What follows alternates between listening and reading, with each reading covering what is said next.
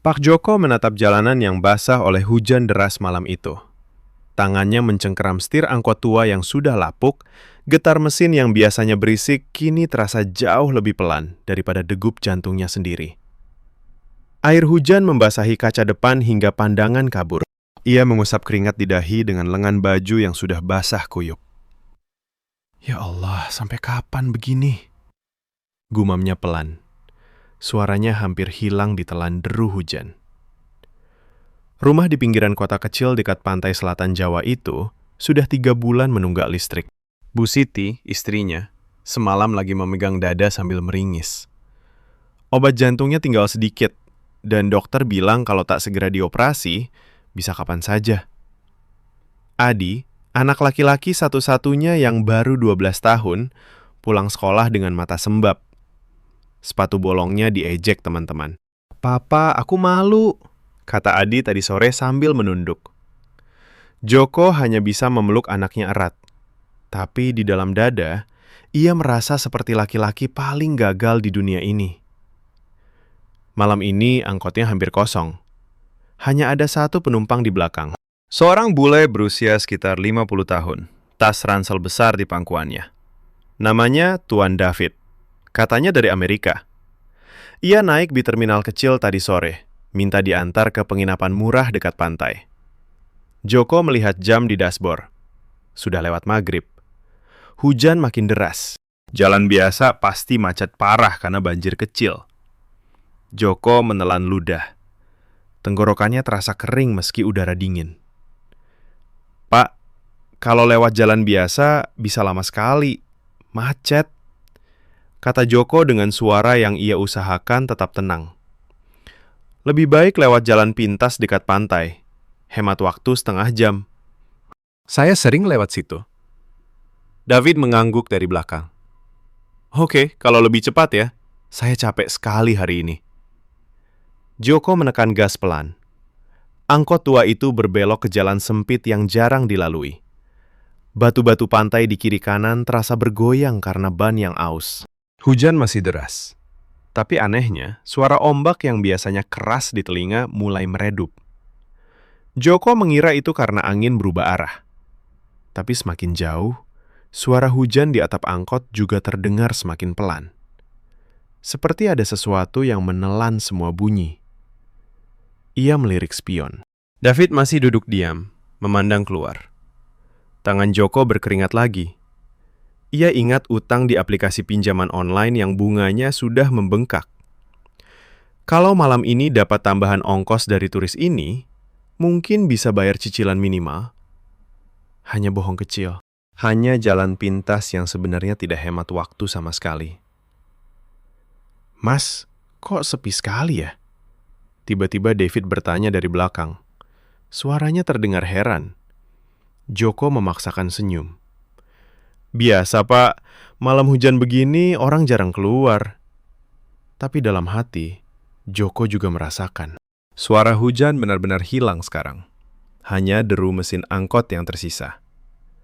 Bahkan suara angin yang tadi menderu kencang pun lenyap. Udara di dalam angkot terasa lebih dingin. Dingin menusuk tulang. Joko menggosok lengannya sendiri. Bau aneh mulai menyusup lewat celah jendela yang bocor. Bau melati yang manis, bercampur kapur barus yang tajam. Bau seperti dari makam tua. "Pak, kita sudah dekat pantai ya?" tanya David lagi. Suaranya sedikit gelisah. "Iya, sebentar lagi," jawab Joko. Tapi ia sendiri tidak yakin. Jalan yang biasanya hanya 10 menit ini terasa lebih panjang. Jam di dashboard menunjukkan sudah hampir 20 menit, tapi rasanya baru saja berbelok. Tiba-tiba angkot berhenti sendiri di sebuah cok kecil di pinggir pantai berbatu. Lampu kecil di tiang kayu menyala redup. Di sana ada pohon beringin tua yang akarnya menjalar ke tanah. Di bawah pohon itu, sebuah batu besar seperti makam nelayan lama. Hujan masih turun di luar. Tapi suara tetesannya tak terdengar lagi. Sunyi. Sangat sunyi. David turun lebih dulu. Ia menggelengkan kepala. "Saya merasa tidak enak badan. Mungkin saya turun di sini saja. Cari ojek lain nanti." Joko juga merasa kakinya lemas. Ia ikut turun, pura-pura memeriksa ban. Tapi matanya tertuju ke batu besar itu. Di atas batu, duduk seorang lelaki tua berpakaian serba putih bersih. Baju koko panjang, sarung putih, peci kecil. Wajahnya tenang, jenggot tipis memutih. Ia tidak basah sama sekali meski hujan deras di sekitarnya. Seperti ada lingkaran tak terlihat yang melindunginya. Lelaki itu mengangkat tangan pelan, memberi salam. Assalamualaikum, Nak Joko. Joko terkejut. Bagaimana orang ini tahu namanya? Suaranya dalam, lembut, tapi menggetarkan dada. Waalaikumsalam, balas Joko pelan. Tenggorokannya terasa sesak. David berdiri agak jauh, memegang tasnya erat. Siapa ini? Tanyanya dalam bahasa Inggris yang dicampur Indonesia. Lelaki berbaju putih itu tersenyum tipis. Saya hanya lewat, tapi malam ini rezeki sedang bicara. Ia menatap Joko langsung. Mata itu tidak marah, tapi ada kedalaman yang membuat Joko merasa telanjang. Kamu bohong tadi, Nak. Jalan pintas itu tidak hemat waktu, malah memutar. Kamu lakukan itu karena butuh uang, karena Bu Siti sakit, karena Adi menangis. Joko mundur selangkah. Kakinya gemetar. Saya cuma... Tenang, kata lelaki itu pelan. Saya bukan malaikat pencabut nyawa. Saya Abah. Jin yang sudah lama mengawasi jalan ini. Jin Muslim. Saya lihat kamu orang baik, tapi terdesak. Malam ini, saya beri kamu sedikit rezeki. Tapi ingat, ada batas. Abah mengulurkan tangan. Di telapaknya ada selembar uang 100.000 yang terlipat rapi. Tapi saat Joko melihat ke dompet David yang terbuka sedikit, ia melihat banyak uang di dalamnya. Banyak sekali. David sendiri tampak bingung, memegang dompetnya seperti tidak mengerti dari mana datangnya.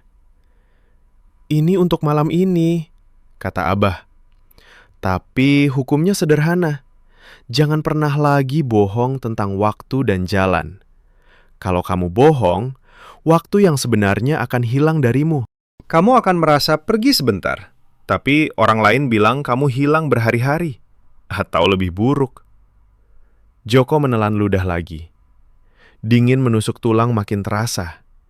Bau melati dan kapur baru semakin kuat, membuat kepalanya sedikit pusing. David tiba-tiba menggeleng. Saya bayar ongkosnya 2 kali lipat. Terima kasih sudah hantar. Tapi saya benar-benar mau turun di sini. Ia memberikan uang lebih banyak kepada Joko. Uang yang jauh lebih banyak dari yang seharusnya. Joko menerimanya dengan tangan gemetar. Saat ia memasukkan ke saku, ia merasa dompetnya sendiri juga terasa lebih tebal. Abah berdiri pelan. Pulanglah, Nak. Dan syukuri apa yang ada. Rezeki halal tidak perlu dibohongi. Lelaki berbaju putih itu melangkah ke arah pohon beringin dan lenyap begitu saja di balik batangnya. Hujan kembali berderu keras. Suara ombak kembali menggelegar. Semua bunyi alam tiba-tiba kembali seperti tidak pernah hilang. Joko berdiri di sana, basah kuyup. David sudah berjalan mencari ojek di kejauhan. Joko naik kembali ke angkot. Ia menyalakan mesin. Jam di dashboard menunjukkan baru lewat 10 menit sejak ia berbohong tadi. Tapi saat ia tiba di rumah, Bu Siti menyambutnya dengan wajah khawatir. Kamu lama sekali, Mas. Sudah hampir 2 jam. Aku khawatir. Joko mematung. 2 jam? Ia merasa baru setengah jam. Ia melirik jam dinding di ruang tamu. Jarumnya memang sudah maju jauh. Ia menelan ludah untuk kesekian kalinya. Tangan kanannya masih memegang uang dari David. Uang yang terasa hangat aneh. Bau melati samar masih menempel di bajunya. Malam itu, untuk pertama kalinya dalam berbulan-bulan, ia bisa membayar sebagian obat Bu Siti. Adi tersenyum saat diberi uang untuk sepatu baru besok. Tapi di dalam dada Joko, ada sesuatu yang bergetar pelan. Ia belum sadar bahwa baginya, Malam ini waktu tidak berjalan seperti biasa. Tapi bagi semua orang lain, sesuatu sudah mulai bergeser. Pak Joko memarkir angkot di depan rumah kecilnya yang catnya sudah mengelupas. Malam masih hujan, tapi suara tetesan air di atap seng terdengar normal kembali. Ia turun pelan. Kakinya terasa berat. Di saku celana, uang dari Tuan David masih terasa hangat. Seolah ada kehidupan di dalamnya. Ia masuk ke rumah, mencium bau nasi goreng sisa yang Bu Siti masak tadi sore. "Mas, kamu lama sekali," kata Bu Siti dari dapur. Suaranya lemah, tapi ada nada lega. Ia memegang dada kirinya pelan, seperti biasa saat sesak. "Aku sudah khawatir." "Adi juga nunggu kamu pulang." Joko meletakkan tas kecilnya di meja kayu reot. Ia mengeluarkan uang tadi, menghitung pelan di bawah lampu neon yang berkedip. Lebih dari yang ia bayangkan. Cukup untuk bayar obat sebulan penuh. Bahkan sisanya bisa untuk cicilan utang kecil. Adi muncul dari kamar.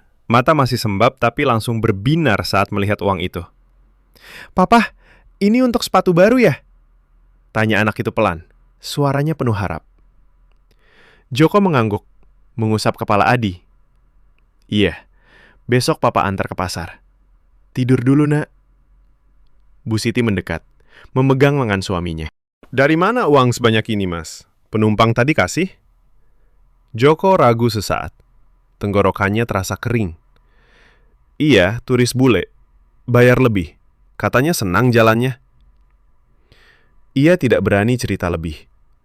Bagaimana bisa ia bilang ada lelaki berbaju putih yang tahu nama mereka semua? Bagaimana bisa ia cerita bahwa waktu terasa meleset? Bu Siti tersenyum tipis. "Alhamdulillah," pelan keluar dari bibirnya. Malam itu mereka tidur lebih nyenyak. Joko berbaring di kasur tipis, memandang langit-langit yang bocor.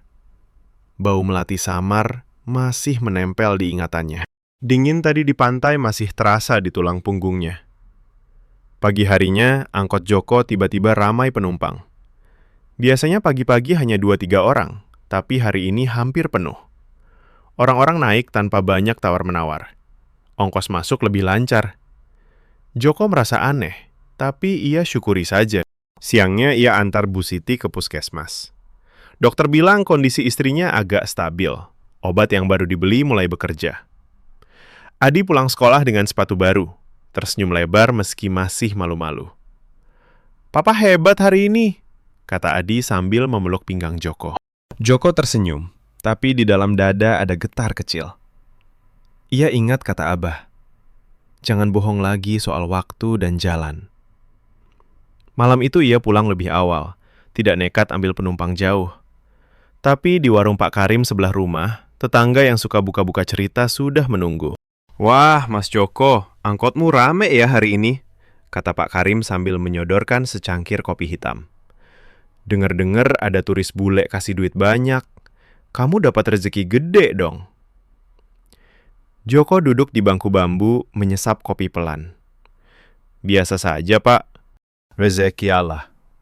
Pak Karim tertawa kecil, matanya menyipit. "Jangan pelit dong, Mas. Kalau sudah dapat, bagaimana kalau besok kamu coba cerita ke turis lain bahwa ada jalan pintas lagi? Atau tempat wisata rahasia dekat pantai? Turis kan suka yang begitu. Duitnya banyak, Mas. Bisa buat operasi Bu Siti full." Joko menelan ludah. Kata-kata itu masuk ke telinga seperti madu, tapi ada rasa pahit di ujungnya. Ia ingat dingin menusuk tulang semalam.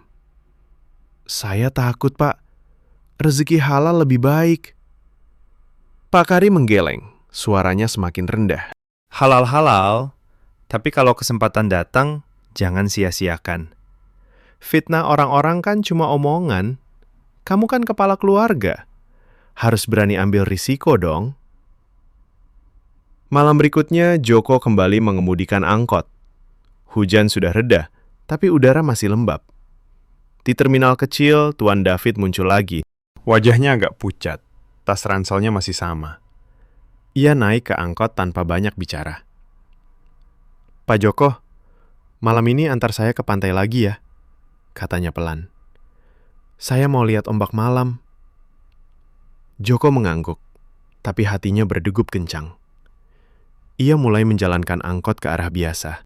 Tapi di tengah jalan, David tiba-tiba berkata, "Kemarin saya merasa aneh. Saya tidur di penginapan, bangun sudah siang sekali. Kok bisa hilang 1 hari ya? Padahal saya ingat hanya tidur sebentar." Joko merasa tangannya dingin di setir. "Mungkin capek, Pak?" David menggeleng. "Bukan.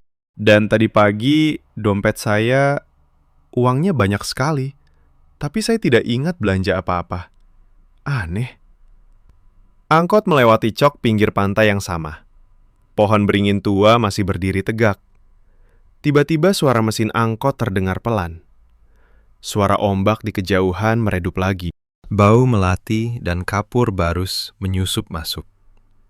Joko menahan napas. Di batu besar itu, Abah duduk lagi. Serba putih, tenang. Kali ini ia tidak tersenyum. Matanya menatap Joko lewat kaca depan. David turun pelan. "Saya turun di sini dulu." Joko ikut turun. Kakinya gemetar sedikit. Abah bicara pelan. Suaranya seperti angin malam. "Nak Joko, rezeki pertama sudah kamu pakai. Bu Siti agak sembuh." Adi tersenyum. "Tapi ingat hukumnya. Jangan bohong lagi. Waktu adalah amanah. Kalau kamu langgar, waktu akan ambil bagianmu." Joko menunduk. "Saya mengerti, Abah." Abah mengangguk sekali. "Pulanglah, dan jangan dengar fitnah tetangga. Mulut manusia lebih tajam daripada pedang." Lelaki berbaju putih itu lenyap pelan di balik pohon beringin. Suara ombak kembali menggelegar. David sudah berjalan menjauh, tapi sebelum pergi, ia menoleh. "Pak Joko, terima kasih. Tapi saya rasa saya tidak akan naik angkot malam lagi di sini." Joko pulang dengan hati campur aduk. Di rumah, Bu Siti sudah tidur nyenyak. Adi memeluk bantal baru. Tapi saat Joko melihat jam dinding, jarumnya maju 2 jam lagi dari yang seharusnya. Jam tangannya sendiri berhenti total. Ia duduk di tepi kasur, menatap tangannya yang masih bergetar pelan. Bau kapur baru samar masih menempel di baju kerjanya. Ia belum tahu bahwa godaan baru saja mulai. Dan kali ini bukan hanya dari Choi gaib, tapi dari mulut tetangga yang setiap hari bertemu dengannya. Pak Joko bangun pagi itu dengan perasaan yang berbeda. Cahaya matahari menyusup lewat celah jendela kayu yang sudah lapuk. Ia bangkit pelan, mengusap wajah dengan kedua tangan. Semalam ia tidur nyenyak, tidak seperti biasanya yang gelisah memikirkan utang. Di meja makan kecil, Bu Siti sudah menyiapkan teh hangat dan roti tawar. Wajah istrinya terlihat lebih cerah. Nafasnya tidak sesak seperti minggu lalu. "Mas, obat yang kemarin benar-benar mujarab," kata Bu Siti sambil menuang teh. Suaranya lembut. Ada senyum kecil di bibirnya. "Aku bisa bangun pagi tanpa pegang dada terus. Alhamdulillah." Joko duduk, menyesap teh pelan. Rasa manisnya terasa lebih enak hari ini. Adi sudah siap sekolah dengan sepatu baru yang mengkilap. Anak itu berlari kecil ke pelukan ayahnya. "Papa, teman-teman bilang sepatuku keren sekarang," kata Adi bangga. Matanya berbinar. Joko mengangguk, mengusap punggung anaknya. "Bagus, Nak. Belajar yang rajin ya." Setelah mengantar Adi ke sekolah, Joko menyalakan angkot. Hari itu penumpang benar-benar ramai. Dari pagi sampai siang, angkot hampir tidak pernah kosong.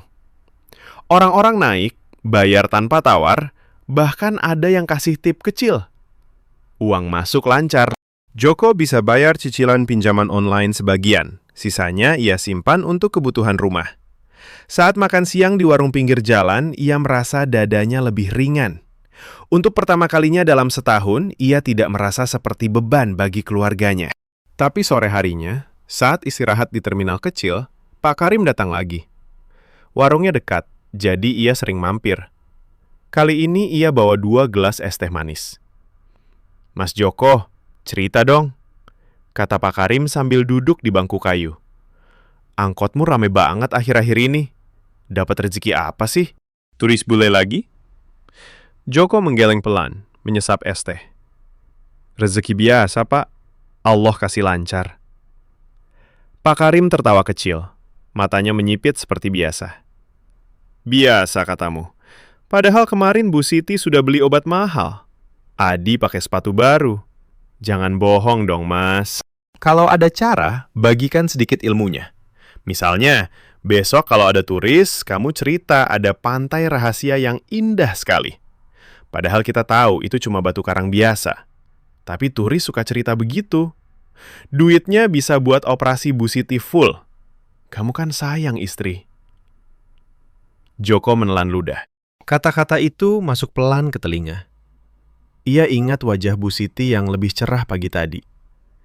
Operasi jantung memang masih dibutuhkan dokter, meski sekarang kondisinya stabil. Uang yang ada belum cukup untuk semuanya. Tangan Joko mencengkeram gelas es teh lebih erat. Dingin dari gelas terasa menjalar ke telapak tangan. "Saya takut, Pak," jawab Joko pelan. "Ada batasnya." Pak Karim mengangkat bahu. "Batas apa? Kamu kan cuma supir angkot. Rezeki datang, jangan ditolak. Fitnah orang-orang cuma omongan kosong. Kalau kamu kaya mendadak, mereka iri. Tapi itu urusan mereka. Kamu urusan keluarga." Malam harinya, Joko mengemudikan angkot dengan pikiran yang masih terganggu. Hujan ringan turun lagi. Di terminal, seorang turis Eropa naik. Namanya Tuan Marco, katanya dari Italia. Ia minta diantar ke pantai untuk foto malam. Joko mengangguk, tapi hatinya berdebar. Jalan biasa atau jalan pintas? Ia memilih jalan biasa dulu. Tapi di tengah jalan, Marco bertanya, "Ada tempat bagus dekat sini tidak? Pantai yang sepi, indah." Joko merasa lidahnya gatal. Kata Pak Karim tadi sore masih terngiang. "Ada, Pak. Ada pantai kecil dekat makam nelayan. Indah sekali malam begini. Hemat waktu juga." Ia membelokkan angkot ke jalan sempit yang sama. Tapi belum jauh, udara di dalam angkot tiba-tiba dingin menusuk tulang.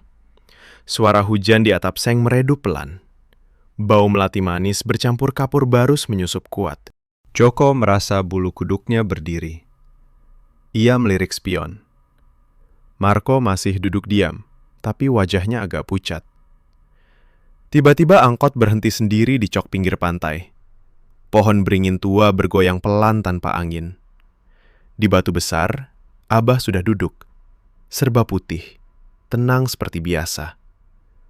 Marco turun cepat. "Saya turun di sini saja. Rasanya tidak enak." Joko ikut turun, kakinya lemas. Abah menatapnya langsung. Suaranya pelan tapi jelas. "Nak Joko, kamu hampir langgar lagi. Bohong soal waktu dan tempat. Aku sudah ingatkan. Sekarang lihat." Di depan mata Joko, daun-daun di pohon beringin bergetar. Tapi tidak ada suara. Sunyi total. Marco berjalan menjauh cepat, seolah takut. Abah melanjutkan. "Fitnah tetangga seperti Pak Karim itu racun pelan. Ia tidak jahat, tapi mulutnya membawa godaan. Rezeki yang kamu dapat sekarang cukup. Jangan tambah dengan bohong. Kalau kamu terus, waktu akan ambil lebih banyak. Kamu akan merasa sebentar, tapi keluargamu kehilangan hari-hari bersamamu." Joko menunduk dalam-dalam. "Astagfirullah, Abah. Saya minta maaf." Abah mengangguk sekali. "Pulanglah. Syukuri apa yang ada. Bu Siti masih butuh kamu utuh." Lelaki berbaju putih itu lenyap di balik pohon. Suara hujan kembali deras. Joko naik ke angkot dengan tangan gemetar. Saat ia tiba di rumah, Bu Siti menyambut dengan senyum. Tapi saat Joko melihat jam dinding, jarumnya sudah maju 1 jam lagi. Jam tangannya masih mati total. Malam itu ia duduk di teras, memandang langit yang gelap. Pak Karim lewat di depan rumah, melambai ramah. "Besok ada turis lagi, Mas. Jangan lupa cerita pantai rahasia ya." Joko hanya mengangguk pelan. Tapi di dalam dada ada perang kecil. Uang yang masuk hari ini cukup untuk kebutuhan sebulan. Tapi kata Pak Karim tentang operasi Bu Siti masih menggantung. Ia menutup mata, mencoba tidur. Tapi di telinga ada suara pelan Abah yang terngiang. "Kamu sudah bohong ke dirimu sendiri sekarang." Dan malam itu, untuk pertama kalinya, Joko mendengar suara jam dinding di ruang tamu berdetak lebih cepat dari biasanya. Seperti waktu sedang berlari meninggalkannya. Pak Joko mematikan mesin angkot di depan rumah. Malam sudah larut, tapi lampu teras masih menyala redup. Ia turun pelan. Kakinya terasa berat seperti membawa beban tak kasat mata. Di saku celana, uang hari ini terasa lebih banyak dari biasanya. Penumpang ramai lagi sejak pagi. Tapi kali ini, ia tidak merasa senang sepenuhnya. Kata-kata Pak Karim sore tadi masih berputar di kepala seperti kaset rusak. Ia masuk rumah. Bu Siti sedang duduk di kursi kayu, memegang dada pelan. Wajahnya agak pucat lagi malam ini. "Mas, obatnya sudah habis," katanya pelan. "Dokter bilang besok harus kontrol lagi. Kalau tidak segera operasi, bisa tambah parah." Joko duduk di sampingnya, memegang tangan istrinya. Tangan Bu Siti terasa dingin. "Tenang, Bu. Besok kita urus. Ada uang dari kemarin." Adi sudah tidur di kamar kecil. Joko melirik pintu kamar anaknya yang setengah terbuka. Sepatu baru itu tergeletak rapi di samping tempat tidur. Anak itu tidur nyenyak, tapi Joko tahu besok pagi ia harus sekolah dengan seragam yang masih kusut karena mesin cuci rusak. Malam itu Joko tidak bisa tidur nyenyak. Ia berbaring di kasur tipis, memandang langit-langit yang bocor. Bau melati samar muncul lagi dari entah mana. Dingin menusuk tulang menyentuh punggungnya meski udara malam biasa saja. Ia ingat Abah, ingat larangan itu. Tapi bayangan Bu Siti yang memegang dada terus muncul. Operasi jantung itu mahal. Uang yang ada masih kurang. Kalau ia bisa dapat tambahan sekali lagi, mungkin cukup. Pagi harinya angkot kembali ramai. Tapi di terminal, Pak Karim sudah menunggu dengan senyum lebar. Ia bawa koran bekas dan secangkir kopi. "Mas Joko, dengar kabar bagus," katanya pelan, mendekatkan wajah. Ada turis Jepang kaya raya di penginapan dekat pantai. Namanya Tuan Hiroshi. Ia cari guide lokal untuk tempat wisata sepi. Kalau kamu antar dan cerita ada pantai rahasia yang indah dengan batu karang unik, ia pasti kasih duit banyak. Bisa puluhan juta, Mas. Cukup untuk operasi Bu Siti full, bahkan lebih. Joko menelan ludah. Tenggorokannya terasa kering. "Pak, saya sudah diingatkan. Jangan bohong soal tempat." Pak Karim tertawa kecil. "Bohong apa? Itu cuma cerita kecil. Pantai itu memang ada kan? Hanya tidak seindah yang kamu bilang." Turis suka cerita begitu. Fitnah orang-orang nanti bilang kamu hebat. Tapi itu biasa. Kamu kan mau selamatkan istri. Jangan egois dong, Mas. Joko menggosok wajah dengan kedua tangan. Kata-kata itu seperti madu yang pahit. Ia membayangkan Bu Siti tersenyum lebar setelah operasi. Adi tidak perlu malu lagi di sekolah. Hidup mereka berubah. Tapi dingin di tulang punggungnya muncul lagi. Bau kapur baru samar tercium di udara terminal. Siang itu, Tuan Hiroshi naik ke angkot Joko. Lelaki Jepang itu berusia sekitar 60 tahun. Tas kamera besar di pangkuannya. Ia bicara Indonesia campur Inggris yang lumayan. "Pak, ada pantai sepi bagus tidak? Saya mau foto sunset yang tenang," katanya. Joko merasa lidahnya berat. Pak Karim berdiri di kejauhan, memberi isyarat dengan mata. Joko menarik napas dalam. "Ada, Pak. Ada pantai kecil dekat makam nelayan tua. Indah sekali. Batu karangnya unik, ombaknya tenang. Banyak turis bilang seperti surga kecil. Hemat waktu juga lewat jalan pintas. Ia membelokkan angkot ke jalan sempit yang sudah tak asing lagi. Tapi baru 5 menit, suara mesin angkot terdengar pelan. Hujan ringan yang tadi turun, tiba-tiba hilang suaranya. Udara di dalam angkot menjadi dingin menusuk tulang. Bau melati manis bercampur kapur barus menyusup kuat, membuat kepala Joko pusing sedikit. Tuan Hiroshi menggeleng. Wah, aneh. Kok tiba-tiba sepi sekali? Angkot berhenti sendiri di cok pinggir pantai. Pohon beringin tua bergoyang pelan tanpa angin kencang. Di batu besar, Abah sudah duduk. Serba putih, wajahnya tenang tapi mata itu menatap tajam. Tuan Hiroshi turun cepat. Saya turun di sini.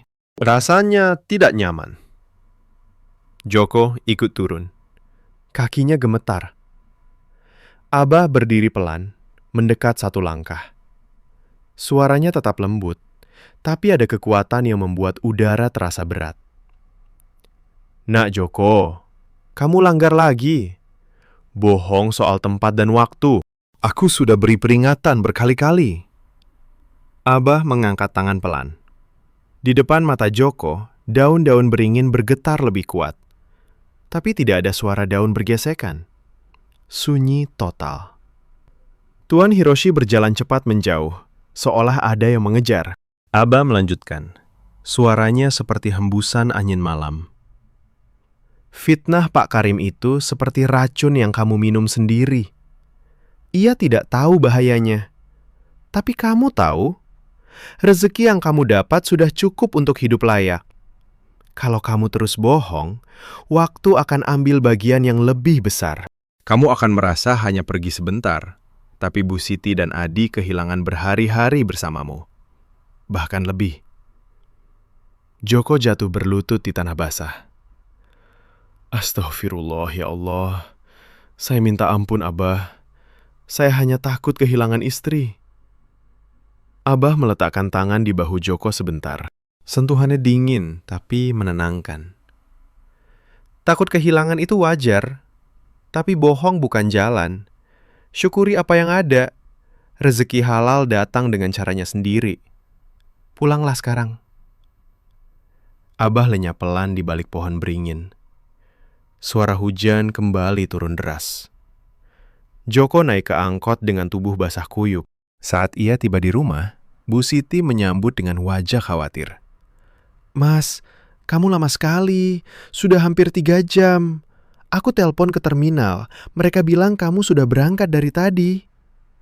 Joko mematung di pintu. 3 jam?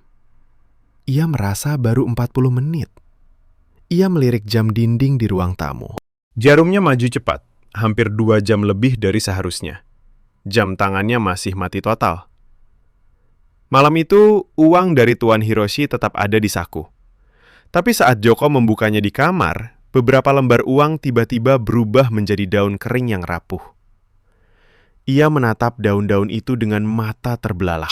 Dingin menusuk tulang kembali datang, lebih kuat. Bau kapur barus memenuhi seluruh kamar. Ia duduk di tepi kasur, tangannya gemetar. Pak Karim lewat di depan rumah, melambai seperti biasa. Besok ada turis kaya lagi, Mas. Jangan sia-siakan ya. Joko tidak menjawab. Di telinga kanannya, suara Abah ternyiang pelan sekali. Kamu sudah bohong ke dirimu sendiri sekarang. Dan di ruang tamu, suara jam dinding berdetak semakin cepat, seperti waktu sedang berlari mengejar sesuatu yang hilang. Pak Joko duduk di tepi kasur. Tangannya masih memegang daun kering yang tadi berubah dari uang. Daun itu rapuh, mudah hancur saat ia tekan sedikit. Bau kapur barus masih memenuhi kamar, bercampur bau melati yang manis, tapi menusuk hidung. Dingin menusuk tulang merayap naik dari kaki ke dada. Ia menutup mata, mencoba bernapas pelan. Ya Allah, apa yang saya lakukan? Gumamnya pelan. Suaranya hampir hilang di dalam dada. Bu Siti masuk pelan dari dapur, memegang segelas air hangat. Wajahnya pucat lagi malam ini. Napasnya pendek-pendek. Mas, kamu kenapa? Wajahmu pucat sekali, katanya sambil duduk di samping. Tangan istrinya menyentuh lengan Joko. Dingin. Obat sudah habis lagi. Besok kontrol. Dokter bilang operasi harus secepatnya. Kalau tidak, aku takut, Mas. Joko menelan ludah. Tenggorokannya terasa seperti ada batu kecil. Ia memandang istrinya lama. Mata Bu Siti penuh harap, tapi ada ketakutan yang dalam. Adi tidur di kamar sebelah. Napasnya terdengar tenang lewat pintu yang terbuka sedikit. Anak itu besok harus sekolah. Tapi kalau ibunya sakit parah, siapa yang antar? Tenang, Bu. Kita cari cara, jawab Joko, suaranya serak. Malam itu ia tidak tidur. Ia duduk di teras rumah kecil, memandang jalan tanah yang gelap. Hujan sudah berhenti, tapi angin malam bertiup pelan. Bau tanah basah bercampur melati liar dari kebun sebelah. Pak Karim lewat lagi. Kali ini membawa rokok kretek. Mas Joko, masih mikir? Besok ada turis kaya dari Singapura. Namanya Tuan Lim. Ia cari tempat wisata eksklusif. Kalau kamu antar ke pantai rahasia itu dan cerita bagus, ia siap bayar 30 juta. Cukup untuk operasi Bu Siti. Bahkan beli angkot baru. Kamu mau istri kamu selamat kan? Jangan egois. Ini bukan bohong besar, cuma cerita kecil dong. Pak Karim duduk di bangku bambu mengisap rokok pelan. Asapnya naik ke udara malam. Joko merasa kata-kata itu seperti tali yang mengikat dada. Ia bayangkan Bu Siti tersenyum setelah operasi. Adi tertawa lepas. Rumah mereka mungkin bisa diperbaiki. Tapi dingin di tulang punggung muncul lagi. Lebih tajam. Bau kapur barus menyusup dari entah mana. Saya pikir dulu, Pak, kata Joko pelan. Pak Karim menepuk bahunya. Pikir cepat, Mas. Kesempatan tidak datang 2 kali. Fitnah orang nanti bilang kamu pelit, tapi itu urusan mereka. Keesokan paginya angkot Joko kembali ramai. Tapi pikirannya tidak di jalan. Siang harinya Tuan Lim naik. Lelaki Cina Singapura itu berpakaian rapi, jam tangan emas mengkilap di pergelangan. Ia bicara sopan. Pak sopir, ada pantai sepi yang bagus untuk foto pribadi? Saya mau tempat yang tenang, tidak ramai turis. Joko merasa jantungnya berdegup kencang. Tangan di setir licin keringat. Ia ingat wajah Bu Siti pagi tadi yang memegang dada sambil meringis. Ia ingat Adi yang bilang, "Papa, Ibu sakit lagi ya?" dengan mata sedih. Lidahnya bergerak sendiri. Ada, Pak. Ada pantai kecil dekat makam nelayan tua. Sangat indah. Ombaknya tenang. Batu karang seperti lukisan. Banyak yang bilang tempat itu punya energi khusus. Hemat waktu lewat jalan pintas. Ia membelokkan angkot ke jalan sempit yang sudah familiar. Tapi baru berapa menit, segalanya berubah. Suara mesin angkot meredup total.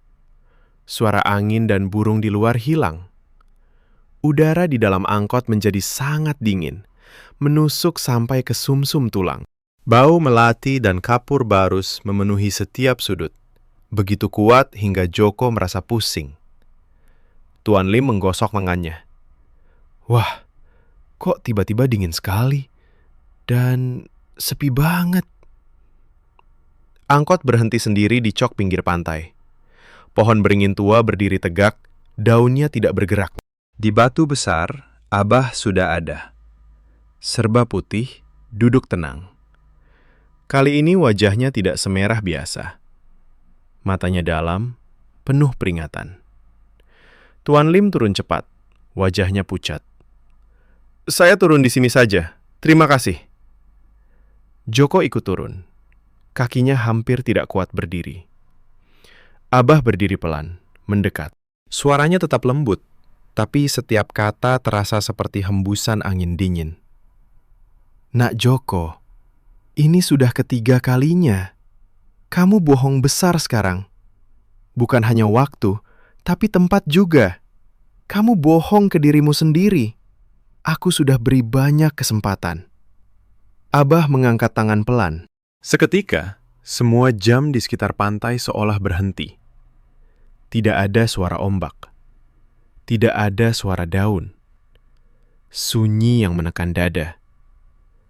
Tuan Lim berjalan cepat menjauh, hampir berlari. Abah melanjutkan. Suaranya masuk langsung ke telinga Joko. Fitnah Pak Karim itu hanya pemicu. Tapi pilihan tetap di tanganmu. Rezeki halal sudah cukup. Kalau kamu ambil jalan ini, waktu akan ambil lebih banyak. Kamu akan merasa pergi sebentar untuk dapat uang itu. Tapi saat pulang, Bu Siti mungkin sudah tidak ada. Atau Adi sudah besar tanpa ingat wajah ayahnya. Waktu adalah amanah paling berharga. Jangan rusak dengan bohong. Joko jatuh berlutut di tanah berbatu. Air mata mengalir tanpa suara. Ya Allah, astagfirullah. Saya takut kehilangan mereka, Abah. Tapi saya juga takut kehilangan waktu bersama mereka. Abah meletakkan tangan di bahu Joko lagi. Sentuhan itu dingin tapi membawa ketenangan aneh. Takut itu wajar. Tapi bohong bukan obat. Pulanglah sekarang dan putuskan dengan hati yang jernih. Rezeki sejati datang tanpa harus curang. Abah lenyap pelan. Suara alam kembali. Ombak menggelegar. Angin bertiup. Hujan mulai turun lagi. Joko naik ke angkot dengan tubuh basah dan hati yang hancur. Saat tiba di rumah, Bu Siti menyambut dengan napas tersengal. Mas, kamu lama sekali. Sudah hampir 4 jam. Aku telepon kemana-mana. Dokter bilang besok harus operasi darurat. Uangnya kita harus siapkan sekarang. Joko mematung di pintu. 4 jam? Ia merasa baru 1 jam. Jam dinding di ruang tamu berdetak liar. Maju cepat. Jam tangannya masih mati. Di saku, uang yang seharusnya dari Tuan Lim ternyata hanya segenggam daun kering yang langsung hancur saat disentuh. Malam itu, di kamar, Joko mendengar suara Abah lagi. Pelan sekali di telinga kanannya. Kamu sudah bohong ke dirimu sendiri sekarang. Dan di luar, Pak Karim lewat, berteriak ramah. Mas Joko, besok pagi turis itu datang ya. Jangan lupa cerita pantai rahasianya. Joko menutup telinga dengan kedua tangan. Dingin menusuk tulang semakin dalam. Bau melati dan kapur barus memenuhi seluruh rumah. Waktu terasa seperti sedang meluncur cepat, meninggalkannya di belakang. Ia belum tahu bahwa pilihan terbesar akan datang besok pagi. Dan kali ini, bukan uang yang dipertaruhkan, tapi waktu yang tersisa bersama orang yang paling ia cintai. Pak Joko berdiri di depan pintu kamar Bu Siti. Pagi itu hujan deras lagi. Suara tetesan di atap seng seperti genderang yang tak berhenti. Bu Siti berbaring di kasur tipis. Wajahnya sangat pucat. Napasnya pendek dan cepat. Dokter dari puskesmas sudah datang tadi subuh. Bilang operasi harus dilakukan hari ini juga di rumah sakit kota. Kalau tidak, risiko tinggi. Mas, uangnya sudah cukup belum? Tanya Bu Siti pelan. Suaranya hampir hilang. Tangan istrinya mencengkeram lengan Joko lemah. Aku takut. Tapi aku juga takut ninggalin kamu sama Adi. Adi berdiri di sudut kamar. Mata anak itu sembab. Ia memegang sepatu barunya erat-erat. Papa, ibu harus sembuh ya? Joko menelan ludah berkali-kali. Tenggorokannya sakit. Di meja kecil, segenggam daun kering dari malam tadi masih berserakan. Uang ilusi itu sudah lenyap total. Tabungan yang ada hanya cukup untuk setengah biaya operasi. Sisanya harus dicari hari ini juga. Pak Karim muncul di teras, membawa payung hitam. Wajahnya penuh semangat. Mas Joko, turis Singapura itu sudah nunggu di terminal. Tuan Lim bilang siap bayar 35 juta kalau kamu antar ke pantai rahasia dan cerita lengkap. Cepat mas, ini kesempatan terakhir. Bu Siti butuh sekarang. Jangan mikir macam-macam. Cuma cerita kecil dong. Joko memandang istrinya lagi. Bu Siti tersenyum lemah, tapi mata itu penuh harap. Adi menarik lengan baju ayahnya. "Papa, tolong ibu." Dingin menusuk tulang merayap naik dari kaki Joko. Bau melati dan kapur barus tiba-tiba muncul di dalam rumah. Begitu kuat hingga Bu Siti ikut mengernyit. "Mas, kok bau aneh sekali?" Joko mengangguk pelan ke Pak Karim. "Baik Pak, saya antar." Ia keluar rumah dengan langkah berat. Hujan deras membasahi bajunya dalam sekejap. Di terminal, Tuan Lim sudah menunggu di bawah atap bocor. Jam tangan emasnya mengkilap meski cuaca buruk. "Pak Joko, ayo cepat. Saya punya meeting sore ini di kota sebelah. Kalau bisa hemat waktu, lebih baik." Joko menyalakan angkot. Mesin tua itu bergetar pelan. Ia membelok ke jalan pintas yang sama. Hujan deras di luar. Tapi semakin jauh, suara hujan mulai meredup. Suara ombak pantai hilang total. Udara di dalam angkot menjadi sangat dingin, menusuk sampai ke tulang rusuk. Bau melati dan kapur barus memenuhi setiap celah, membuat napas terasa berat. Tuan Lim menggosok tangannya. "Wah, kok dingin sekali. Dan sepi banget. Kok tidak ada suara apa-apa?" Joko tidak menjawab. Tangannya mencengkeram setir hingga buku jari memutih. Di dalam dada ada perang besar. Satu sisi berteriak, "Ambil uang itu, selamatkan Bu Siti." Sisi lain berbisik, "Ingat Abah, ingat waktu yang hilang." Angkot berhenti sendiri di cok pinggir pantai. Pohon beringin tua berdiri tegak di tengah hujan yang tak bersuara. Di batu besar, Abah sudah duduk. Serba putih, basah kuyup tapi bajunya tetap bersih tanpa noda. Wajahnya tenang, tapi mata itu penuh kesedihan yang dalam. Tuan Lim turun cepat. "Saya tidak mau lanjut. Rasanya aneh sekali." Joko ikut turun. Kakinya gemetar hebat. Hujan deras menyiram tubuhnya, tapi ia tidak merasakan basah. Dingin dari dalam lebih kuat. Abah berdiri. Suaranya pelan, tapi jelas, di tengah sunyi yang mencekam. "Nak Joko, ini pilihan terakhirmu. Kalau kamu bohong sekarang, uang akan datang. Operasi Bu Siti bisa dilakukan. Tapi waktu yang kamu miliki akan hilang. Kamu akan merasa hanya pergi 1 jam, tapi saat pulang, mungkin Bu Siti sudah tiada. Atau Adi sudah dewasa dan lupa suara ayahnya. Waktu adalah milik Allah. Kamu tidak boleh curang dengannya." Joko jatuh berlutut di tanah berbatu yang basah. Air hujan bercampur air mata di wajahnya. "Abah, saya takut kehilangan istri. Saya takut Adi kehilangan ibunya. Saya gagal sebagai kepala keluarga. Saya hanya ingin mereka selamat." Abah mendekat 1 langkah.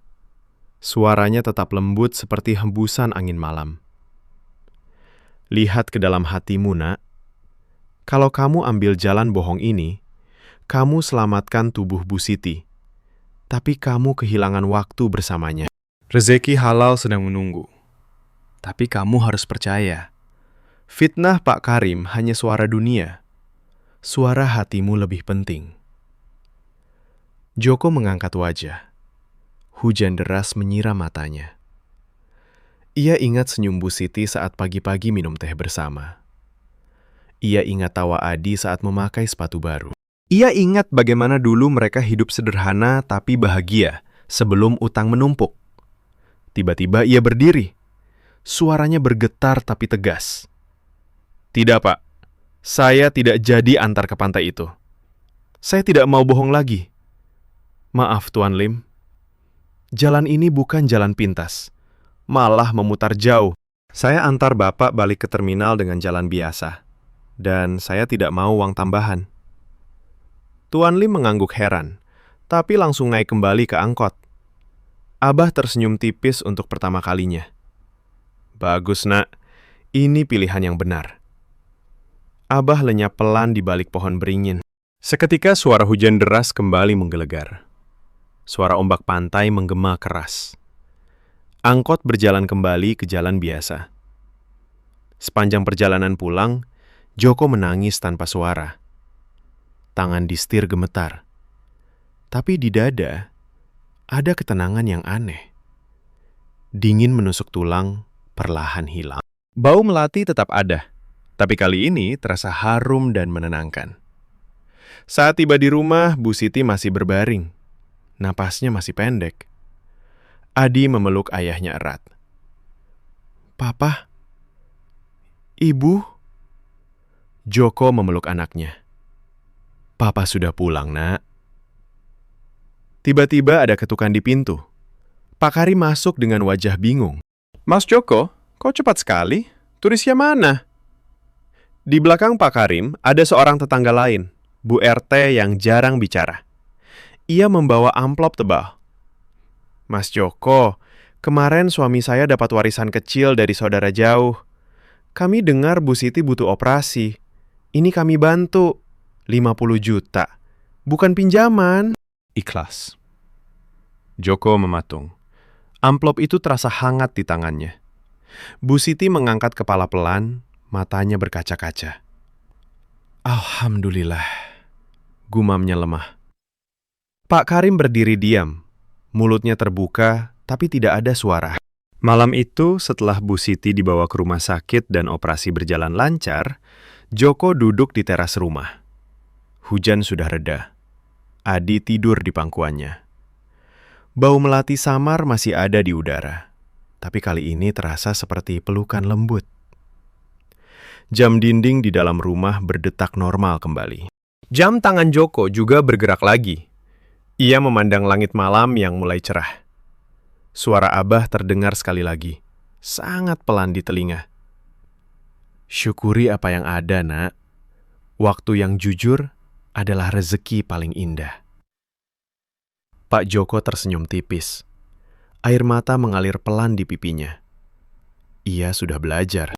Lonceng bohong yang paling berbahaya bukan datang dari mulut orang lain, tapi dari hati sendiri yang takut kehilangan. Dan batas yang diberikan Allah adalah rahmat, bukan hukuman. Malam itu, di pinggir pantai selatan Jawa yang sunyi, angin bertiup pelan membawa bau melati yang harum. Seorang sopir angkot tua duduk diam, memeluk anaknya. Dan untuk pertama kalinya setelah lama, ia merasa waktu miliknya kembali utuh. Pak Joko duduk di teras rumah kecilnya yang catnya mengelupas. Malam sudah larut. Hujan telah reda sepenuhnya. Udara dingin malam pantai menyentuh kulitnya. Tapi kali ini bukan dingin yang menusuk tulang seperti sebelumnya. Hanya angin biasa yang lembut. Di pangkuannya, Adi tertidur pulas. Napas anak itu teratur dan tenang. Sepatu baru yang masih mengkilap sedikit kotor karena bermain di tanah basah tadi sore. Di dalam rumah, Bu Siti sudah pulang dari rumah sakit sejak sore. Operasi berjalan lancar. Dokter bilang jantungnya stabil sekarang. Tidak perlu khawatir lagi dalam waktu dekat. Wanita itu tidur nyenyak di kasur tipis. Wajahnya tidak lagi pucat seperti kemarin. Napasnya panjang dan damai. Joko memandang langit yang mulai bertabur bintang. Bau melati liar dari kebun sebelah masih samar tercium. Bercampur aroma tanah basah setelah hujan. Tidak ada bau kapur barus yang tajam lagi. Tidak ada sunyi yang mencekam. Hanya suara jangkrik kecil di kejauhan dan ombak pantai yang pelan menggelegar dari kejauhan. Ia mengusap kepala Adi pelan. "Maaf ya, Nak. Papa hampir membuat waktu kita hilang." Anak itu bergeser sedikit dalam tidur, tapi tidak bangun. Joko tersenyum tipis. Kemarin malam, setelah tetangga memberikan amplop itu, ia langsung antar Bu Siti ke rumah sakit. Operasi dilakukan malam harinya juga. Sepanjang menunggu di koridor rumah sakit yang dingin, Joko berdoa tanpa henti.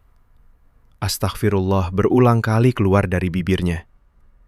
Ia sadar betul, kalau ia ambil jalan bohong kemarin, mungkin uang datang. Tapi waktu yang hilang tidak akan pernah kembali. Pagi tadi, saat Bu Siti sadar dari bius, ia memegang tangan Joko erat. Mas, terima kasih. Aku mimpi aneh semalam. Ada orang berbaju putih bilang, kamu sudah memilih yang benar. Joko hanya mengangguk. Air mata mengalir pelan. Ia tidak cerita detail. Tidak perlu. Yang penting, keluarganya masih utuh. Waktu mereka masih ada. Siang harinya, Pak Karim datang ke rumah. Wajahnya agak canggung. Tidak seperti biasanya yang penuh semangat fitnah. Ia duduk di bangku bambu teras, memegang gelas teh hangat yang Bu Siti buatkan. Mas Joko, saya dengar Bu Siti sudah operasi dan selamat. Alhamdulillah, katanya pelan. Tapi turis Singapura itu kemarin marah sekali. Bilang kamu antar balik tanpa kasih cerita pantai. Ia pergi ke kota sebelah pakai taksi. Duitnya hilang begitu saja. Joko menatap tetangganya lama. Tidak ada amarah di matanya. Hanya ketenangan yang baru ia rasakan beberapa hari ini. Pak Karim, saya sudah belajar. Rezeki yang datang dengan bohong, meski besar, akan ambil waktu yang lebih berharga. Kemarin Allah kirim rezeki lewat Bu RT. Ikhlas, tanpa syarat. Itu cukup. Lebih dari cukup. Pak Karim menggaruk kepala, tersenyum kikuk. Saya cuma kasihan lihat kamu susah, Mas. Mulut saya emang suka kelepasan. Maaf ya. Joko mengangguk. Tidak apa, Pak. Fitnah itu memang racun pelan. Tapi kita yang memilih minum atau tidak. Mulai sekarang, saya hanya mau jalani yang halal. Angkot tetap jalan seperti biasa. Penumpang datang kalau memang rezeki. Malam ini, setelah Adi dipindah ke kasur, Joko duduk sendirian di teras. Ia mengeluarkan jam tangan tuanya yang sudah berfungsi lagi. Jarumnya berdetak pelan. Normal. Tidak maju cepat, tidak berhenti. Ia memegangnya erat. Merasakan getaran kecil di telapak tangan. Abah, terima kasih. Gumamnya pelan ke angin malam. Saya sudah mengerti sekarang. Lonceng bohong yang paling berbahaya bukan dari orang lain, tapi dari hati sendiri yang takut kehilangan. Dan batas yang engkau beri adalah rahmat, bukan hukuman. Angin bertiup lebih lembut. Bau melati semakin harum, seolah ada yang mengiyakan. Joko menutup mata sebentar. Di dalam kegelapan kelopak mata, ia melihat bayangan samar lelaki berbaju putih yang tersenyum tipis, mengangguk sekali, lalu lenyap. Besok pagi, angkot tua itu akan kembali berjalan di jalan-jalan biasa. Penumpang datang dan pergi seperti biasa. Kadang dapat tip kecil, kadang tidak. Tapi Joko tidak lagi mencari jalan pintas. Tidak lagi bohong soal waktu atau tempat. Ia antar penumpang dengan jujur, meski kadang macet, meski kadang lama. Bu Siti mulai bisa bantu masak lagi pelan-pelan. Adi pulang sekolah dengan cerita kecil tentang teman-temannya. Rumah kecil itu tetap sederhana. Catnya masih mengelupas, atapnya masih bocor di musim hujan. Tapi di dalamnya ada tawa yang lebih sering terdengar. Ada pelukan yang lebih erat. Ada syukur yang lebih dalam. Beberapa minggu kemudian, di cok pinggir pantai yang sama, Joko berhenti sebentar saat mengantar penumpang sore hari. Ia turun, berdiri di depan pohon beringin tua. Batu besar itu kosong. Tidak ada siapa-siapa. Tapi angin berhembus pelan, membawa bau melati yang sangat samar. Joko tersenyum. Saya sudah pulang, Abah, dan saya tidak akan pergi lagi tanpa izin waktu. Ia naik kembali ke angkot, menyalakan mesin. Deru mesin tua itu terdengar biasa. Suara ombak di kejauhan menggelegar seperti biasa. Hujan kecil mulai turun lagi, tapi kali ini suaranya nyaman di telinga. Di radio kecil angkot, lagu dangdut pelan mengalun. Joko menyetir pulang dengan hati tenang. Tidak ada godaan lagi. Tidak ada ketakutan kehilangan waktu. Hanya rasa syukur yang mengalir pelan seperti air sungai kecil. Malam itu, saat keluarga kecilnya makan malam bersama di meja kayu reot, Joko memandang wajah Bu Siti dan Adi bergantian. Lampu neon berkedip pelan di atas kepala mereka. Tidak ada yang mewah, tapi semuanya cukup. Alhamdulillah, katanya pelan. Bu Siti tersenyum. Adi mengangguk sambil mengunyah nasi. Di luar, angin malam bertiup lagi, membawa bau melati yang harum sekali. Seolah ada yang mengamini dari kejauhan. Dan di pinggir pantai selatan Jawa yang sunyi, seorang supir angkot tua akhirnya mengerti. Lonceng yang paling berbahaya bukan suara jin, bukan suara tetangga, tapi suara tamak di dalam dada sendiri. Kalau kita biarkan ia berdering terlalu keras, waktu yang kita miliki akan hilang tanpa kita sadari. Sekarang, Pak Joko menjalani hari-harinya dengan jujur. Angkot tuanya tetap berderit di jalanan. Penumpang naik dan turun. Kadang ia cerita kecil tentang cuaca, tentang pantai, tapi tidak pernah lagi bohong soal waktu atau jalan. Karena ia sudah tahu, rezeki sejati bukan dari kata-kata manis yang dibuat-buat. Rezeki sejati datang saat kita berani melepaskan ketakutan dan memilih kejujuran. Meski dunia sekitar berbisik fitnah, meski hati sempat goyah. Malam ini, di rumah kecil dekat pantai, 3 orang duduk bersama. Mereka tertawa kecil mendengar cerita Adi tentang sekolah. Bu Siti menuang teh hangat. Joko memandang mereka dengan mata yang tenang. Waktu berjalan pelan, normal, berharga. Dan di kejauhan, pohon beringin tua itu berdiri diam. Daunnya bergoyang pelan tanpa angin kencang. Seolah menjaga sebuah rahasia yang sudah tidak perlu diucapkan lagi. Karena pelajaran itu sudah tertanam dalam. Di hati seorang ayah yang hampir kehilangan segalanya karena bohong kecil yang ia pikir tidak berbahaya. Sekarang ia tahu. Lonceng bohong yang paling mengerikan adalah yang berdering di dalam dada kita sendiri. Dan syukur adalah kunci yang membuat waktu tetap menjadi milik kita.